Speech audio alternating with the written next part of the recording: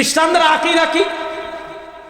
খ্রিস্টানদের নবী ঈসা, খ্রিস্টানরা হলো তৃত্ববাদে বিশ্বাসী। খ্রিস্টানদের আল্লাহ তিনজন। আল্লাহ কোরআনে বলেছেন, লাকাদ কাফারাল্লাযীনা ক্বালু ইন্নাল্লাহা সালিসু সালাসা। লাকাদ কাফারা, তারা কুফরি করেছে। কারা? আল্লাযীনা ক্বালু, যারা বলে, কি বলে? ইন্নাল্লাহা সালিসু সালাসা, আল্লাহ তিনজন। খ্রিস্টানদের আল্লাহ তিনজন, খ্রিস্টানদের আল্লাহর তিন পাক। এটাকে আকীদার পরিভাষায় বলে সালিসু সালাসা, বাংলাতে বলে তৃত্ববাদ। খ্রিস্টানরা বলে আল্লাহ, আল্লাহর স্ত্রী মারিয়ম, আল্লাহর ছেলে ঈসা। আল্লাহ, আল্লাহর স্ত্রী মারিয়ম, আল্লাহর ছেলে ঈসা, এই তিন, এটাকে বলে তৃত্ববাদ। খ্রিস্টানরা হলো তৃত্ববাদে বিশ্বাসী, ইহুদিরা হলো দ্বিত্ববাদে বিশ্বাসী। ইহুদিরা বলে ওয়াকালাতুল ইয়াহুদু উযাইরুন ইবনুল্লাহ, ইহুদিরা তাদের নবী উযাইরকে মনে করে আল্লাহর পুত্র। খ্রিস্টানরা তিন খোদায় বিশ্বাসী, ইহুদিরা দুই খোদায় বিশ্বাসী। ইহুদিরা হলো দ্বিত্ববাদী, খ্রিস্টানরা হলো তৃত্ববাদী। আর হিন্দুদের খোদা তো ভারতে শুধু 33 কোটি দেবতা। হিন্দুদের খোদা 33 কোটি। হিন্দুরা বহুত্ববাদী, খ্রিস্টানরা তৃত্ববাদী, ইহুদিরা দ্বিত্ববাদী। আমরা বহুত্ববাদীও না, আমরা দ্বিত্ববাদীও না, আমরা তৃত্ববাদীও না। আমরা বলি লা ইলাহা ইল্লাল্লাহ, আমরা বলি লা ইলাহা ইল্লাল্লাহ। আমাদের খোদা তিনজন না, দুইজন না, 33 কোটি না। আমরা বলি লা ইলাহা ইল্লাল্লাহ, আমরা বলি লা ইলাহা।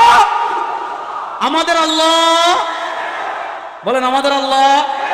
সবাই সাদা আঙ্গুল তুলে বলেন আমাদের আল্লাহ এক, আমাদের আল্লাহ। এটাই আল্লাহ আমাদেরকে শিখিয়েছেন, কুল হুয়াল্লাহু, বলেন না কুল হুয়াল্লাহু। সুতরাং আমরা দুই খোদার ইবাদত করি, তিন খোদা বিশ্বাস করি, চার খোদা বিশ্বাস করি।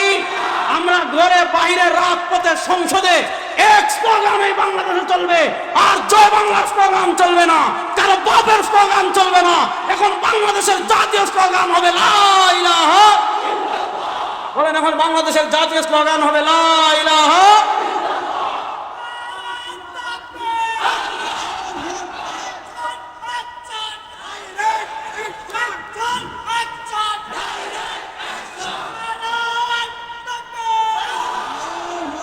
মাশাআল্লাহ। তাহলে বলেন এখন থেকে আমাদের স্লোগান হবে আল্লাহু আকবার, আল্লা ইলাহা।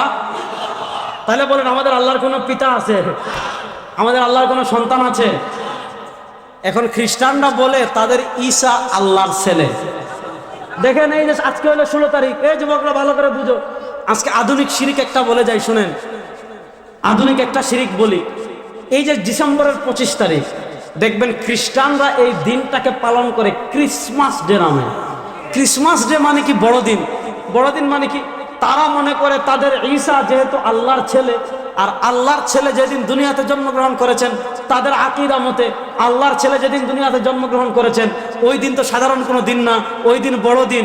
এজন্য তারা ক্রিসমাস ডে পালন করে। এবার বলেন কেউ আল্লাহর ছেলের জন্মদিন মনে করে কোনো মুসলমান ছেলে, কোনো মুসলমান যুবক, কোনো মুসলমান মহিলা যদি ফেসবুকে স্ট্যাটাস দেয় হ্যাপি ক্রিসমাস ডে, যদি ফেসবুকে কমেন্ট করে শুভ বড়দিন, ইমান আছে না গেছে?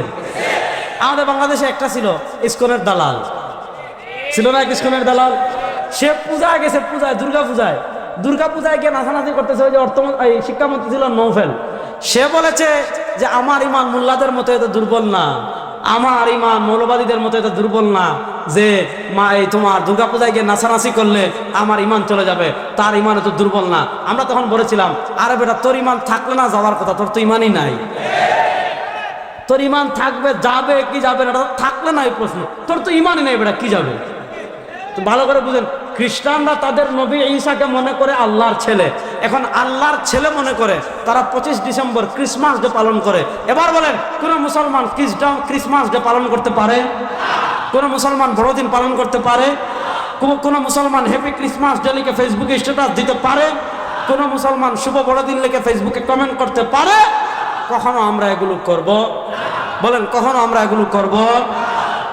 এবং খ্রিস্টানরা কত আকামের জাতি দেখেন, তারা তাদের নবীরে মনে করে আল্লাহর ছেলে। এবার তারা সিদ্ধান্ত নিল এক কাজ করতে হবে। কি কাজ? আল্লাহর ছেলেরে শুলিতে চড়ামু। বুঝতেছেন? আল্লাহর ছেলেকে কিসে চড়ামু? শুলিতে। ঈসারে শুলিতে চড়াবে। দেখবেন খ্রিস্টানরা গলায় ক্রুশ ব্যবহার করে, দেখছেন নি? দেখেন নাই মনে হয়? না দেখলে ভালো, আলহামদুলিল্লাহ, এটা ভালো কাজ, না দেখা ভালো, খারাপ না। খ্রিস্টানরা গলায় কি ব্যবহার করে? ক্রুশ। ক্রুশ মানে কি, এটার ইতিহাস একটু বলি। খ্রিস্টানরা সিদ্ধান্ত নিয়েছে আমরা তো গুনাহ অনেক করেছি, সামনে অনেক গুনাহ করব। দেখেন কত জঘন্য আকীদা তাদের। আমরা যত গুনাহ আগে করেছি, আমরা যত গুনাহ সামনে করব। খ্রিস্টানরা বলে আমাদের সকল গুনাহের অগ্রিম কাফারা স্বরূপ আমরা যত গুনাহ আগে করেছি, আমরা যত গুনাহ সামনে করব, আমাদের সকল গুনাহের অগ্রিম কাফারা স্বরূপ আল্লাহর ছেলের শুলিতে চড়ানো, যাতে আল্লাহ তার ছেলের বলিদানের কারণে আমাদের সামনে পিছনে সব গুনাহ মাফ করে দেন। এই আকীদা বিশ্বাস রেখে আল্লাহর জলিলুল কদর নবী হযরত ঈসাকে শুলিতে চড়ানোর জন্য তারা কি করেছে? ঈসা আলাইহিস সালামের গড় ঘেরাও করেছে। তারা যখন ঈসা আলাইহিস সালামের গড়কে, ঈসা আলাইহিস সালামকে শুলিতে চড়ানোর জন্য গড় ঘেরাও করেছে, আল্লাহ তাআলা জিবরিল আমিনের মাধ্যমে ঈসা আলাইহিস সালামকে জীবিত অবস্থায় চতুর্থ আসমানে তুলে নিয়েছে। আল্লাহ কোরআনে বলেন ওয়ামা কাতালু, মনোযোগ, ওয়ামা কাতালু, তারা ঈসা আলাইহিস সালামকে হত্যা করতে পারে নাই।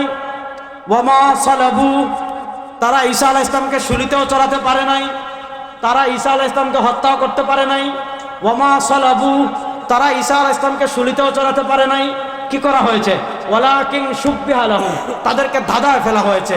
আল্লাহ বলেন ওয়ামা কাতালু, তারা ঈসা আলাইহিস সালামকে হত্যাও করতে পারে নাই। ওয়ামা সালাবু, তারা ঈসা আলাইহিস সালামকে শুলিতেও চড়াতে পারে নাই। তাহলে তারা ঈসাকে হত্যাও করতে পারলো না, তারা ঈসাকে শুলিতেও চড়াতে পারলো না। তাদেরকে কি করা হয়েছে? আল্লাহ বলেন ঈসাকে হত্যা করতে পারেনি, ঈসাকে শুলিতেও চড়াতে পারেনি। কি করা হয়েছে? ওয়ালাকিন শুব্বিহা লাহুম, তাদেরকে ধাঁধায় ফেলা হয়েছে। কেমনে ধাঁধায় ফেলেছেন? ঈসাকে হত্যা করার জন্য যখন তারা ঘর ঘেরাও করেছে, আল্লাহ তাআলা জীবিত অবস্থায় ঈসাকে আসমানে তুলে নিয়েছেন। এরপরে সবচেয়ে বড় মাস্তান যে সবার আগে ঘরে ঢুকেছে, আল্লাহ তাআলা কুদরতি ভাবে তার চেহারা পরিবর্তন করে ঈসার মতো বানিয়ে দিয়েছেন। এবার পিছনে যারা আসছে, ওই দেখি দেখতেছ আল্লাহর ফুলায় খায়া শরীরটা কি মতো বানাইছে, এরে মাইরা ফাঁসিতে লটকাই দিছে। লটকানোর পর কয় আচ্ছা ঈসারে তো ফাঁসি দিলাম, আমাকে সবচেয়ে বড় মাস্তান যে সবার আগে ঘরে ঢুকলো ও কই? আর যদি ঈসারে মারি আমাদের মাস্তান কই?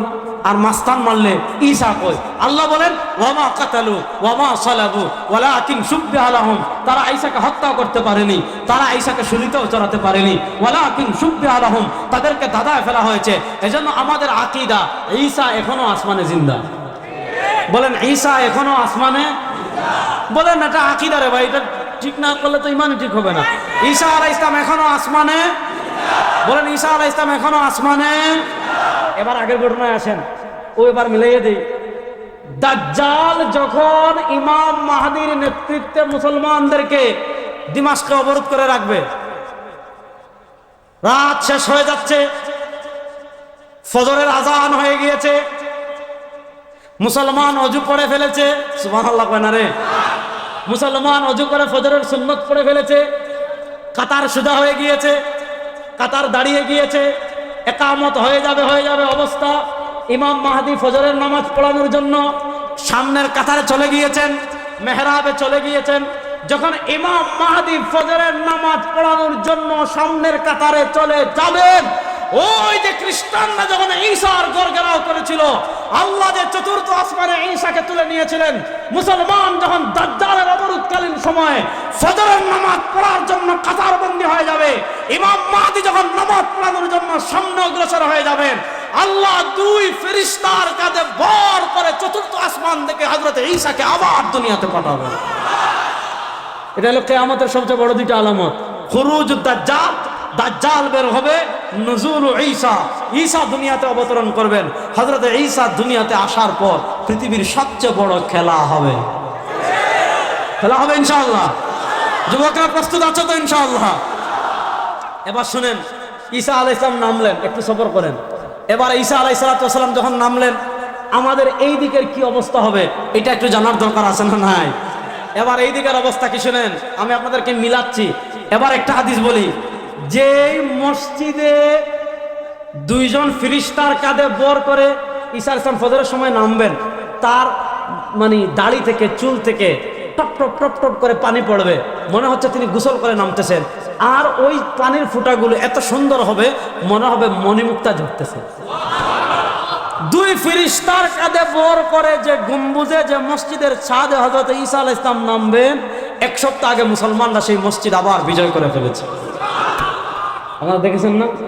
দিমাশকের সেই মসজিদ, খালিদ ইবনুল ওয়ালিদের স্মৃতি বিজড়িত সেই মসজিদ, হযরত আমির মুআবিয়া রাদিয়াল্লাহু তাআলা সেই মসজিদ, যেই মসজিদে হযরত ঈসা অবতরণ করবেন, সেই মসজিদ মুজাহিদরা আবার বিজয় করে পৃথিবীবাসীকে মেসেজ দিয়েছে, পৃথিবীবাসীকে এই বার্তা দিয়েছে, আমাদের মার খাওয়ার দিন শেষ হয়ে গিয়েছে, আমাদের উপর আধিপত্যবাদীদের অত্যাচারের দিন শেষ হয়ে গিয়েছে, এবার আর কোনো ভয় নাই, সারা দুনিয়া এবার কালেমার পতাকা উড়বে ইনশাআল্লাহ।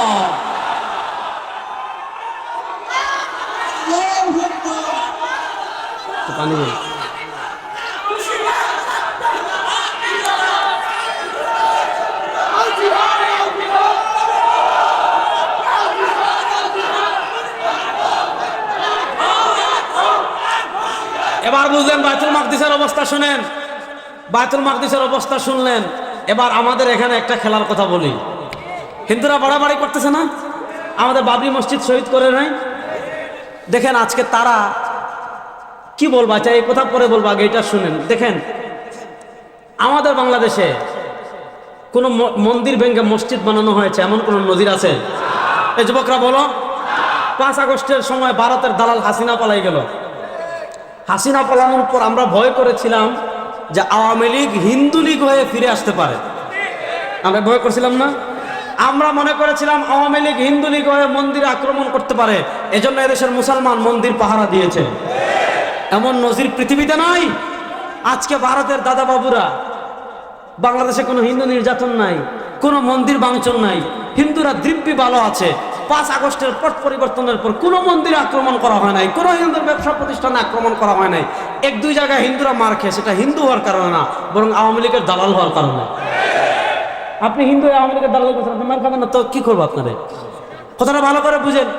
আজকে দেখেন তারা আমাদেরকে সংখ্যালঘু ইস্যু তুলে আজকে ভারত কি করছে, অথচ এই ফ্যাসিস্ট আওয়ামী লীগের আমলে আমাদের বিশ্বজিৎকে কি করা হয়েছিল?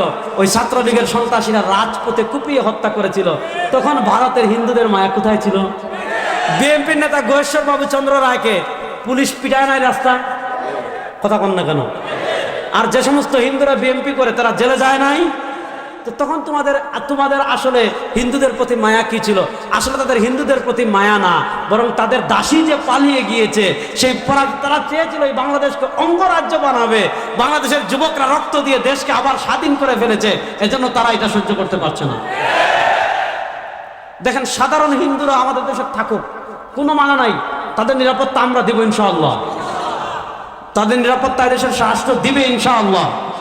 সাধারণ হিন্দুরা থাকুক, আমাদের কোনো আপত্তি নাই, কিন্তু ওই উগ্র ভারতের দালাল ইসকনকে আর এই দেশে থাকতে দেওয়া হবে না। দাবির সাথে যুবকরা একমত আছে তো ইনশাআল্লাহ? যে ইসকন ফরিদপুরের মধুখালীতে আমার 2 ভাইকে পিটিয়ে শহীদ করেছে, যে ইসকন আমার ভাই আলিফকে চট্টগ্রামের আদালতে প্রকাশ্যে জবাই করেছে, আমরা অন্তর্বর্তীকালীন সরকারকে পরিষ্কার মেসেজ দিতে চাই, ইসকন আমাদের হাতের ময়লা। বিশ্বাস করেন? ইসকন আমাদের হাতের। শুধু বাংলাদেশের মুসলমান একত্রিত হয়ে যদি পেশাব করে, ইসকন সোজা দিল্লি মামুন বাড়ি গিয়ে পড়বে। আমরা সাম্প্রদায়িক সম্প্রীতি রক্ষা করে বলেই বাংলাদেশে প্রকাশ্যে আলিফকে জবাই করে হত্যা করার পরও এদেশের মন্দিরে আক্রমণ করা হয় নাই, এদেশের ইসকনকে পিটিয়ে বিদায় করা হয় নাই। আমরা অন্তর্বর্তীকালীন সরকারের কাছে সুস্পষ্ট ভাষায় বলতে চাই, যদি আপনারা ইসকনকে নিষিদ্ধ না করেন, এই দেশ থেকে আমরা ইসকনের নাম নিশানা মুছে ফেলতে বাধ্য হব ইনশাআল্লাহ। ইসকনকে আমরা এই দেশে আর সহ্য করব। দেখেন আমাদের দেশে কোনো সাম্প্রদায়িক দাঙ্গা নাই, কিছুই নাই। আর আপনার আমাদের ওপারের দেশে দেখেন, আমাদের মসজিদ বাবরি মসজিদ ভেঙে সেখানে রাম মন্দির নির্মাণ করা হয়েছে। গুজরাটের কসাই নরেন্দ্র মোদী সাম্প্রদায়িক দাঙ্গা সৃষ্টি করে গুজরাটে হাজার হাজার মুসলমানকে তারা হত্যা করেছে, আসামে তারা হাজার হাজার মুসলমান হত্যা করেছে, দিল্লিতে তারা হাজার হাজার মুসলমান হত্যা করেছে, তারপরে কাশ্মীরে তারা হাজার হাজার মুসলমান হত্যা করেছে, হায়দ্রাবাদে তারা হাজার হাজার মুসলমান হত্যা করেছে। দাজ্জালের বাহিনীতে আসফাহানের 70,000 ইহুদি যুগ দিয়েতে দাজ্জালের বাহিনীতে, একদিকে 70,000 ইহুদি, আরেকদিকে নামবাদী মুসলমান, আরেকদিকে মদিনার মুনাফিক, বিশাল বাহিনী নিয়ে, মনোযোগ, চূড়ান্ত যুদ্ধের বর্ণনা দিচ্ছে, মনোযোগ। দাজ্জাল তার বিশাল বাহিনী নিয়ে আসবে দিমাশকে। দাজ্জাল তার বিশাল বাহিনী নিয়ে আসবে দিমাশকে, আসবে বায়তুল মাকদিসে, যেখানে মুসলমান যারা মুষ্টিময়, যাদের ঈমান ঠিক থাকবে, যাদের আকীদা ঠিক থাকবে, যাদের আদর্শ ঠিক থাকবে, এরা ইমাম মাহদির নেতৃত্বে দিমাশকে একত্রিত হতে থাকবে, বায়তুল মাকদিসে একত্রিত হতে থাকবে, বায়তুল মাকদিসে একত্রিত হতে থাকবে। বিশাল বিশাল বিশাল বিশাল বাহিনী নিয়ে দাজ্জাল এসে সিরিয়ায় ইমাম মাহদির নেতৃত্বে মুসলমানদেরকে অবরোধ করে রাখবে। এবার ওয়াজ এতটুকু বুঝে নেই পাশে, যে দাজ্জাল তার বিশাল বাহিনী নিয়ে দিমাশকে, সিরিয়ায় মুসলমানদেরকে, যারা ইমাম মাহদির নেতৃত্বে থাকবে সেই মুসলমানদেরকে দাজ্জাল অবরোধ করে রাখবে। এবার এই ওয়াজটা এতটুকু রাখেন, মনে করেন দাজ্জাল দিমাশকে মুসলমানদেরকে অবরোধ করে রেখেছে। এবার আরেকটা ওয়াজ শুনেন, আমাদের আকীদা হলো আল্লাহর কোনো ছেলে না, বড় আসতে বললেন, আল্লাহর কোনো পিতা, আল্লাহর কোনো স্ত্রী, সবাই হাত তুলে বলেন, আল্লাহর কোনো পিতা, আল্লাহর কোনো পিতা, আল্লাহর কোনো সন্তান, আল্লাহর কোনো স্ত্রী। আমাদের আকীদা লাম ইয়ালিদ ওয়ালাম, বলেন না, লাম ইয়ালিদ ওয়ালাম। আমাদের আল্লাহর কোনো সন্তানও নাই, আমাদের আল্লাহর কোনো পিতাও, এটা আমাদের ক্লিয়ার আকীদা।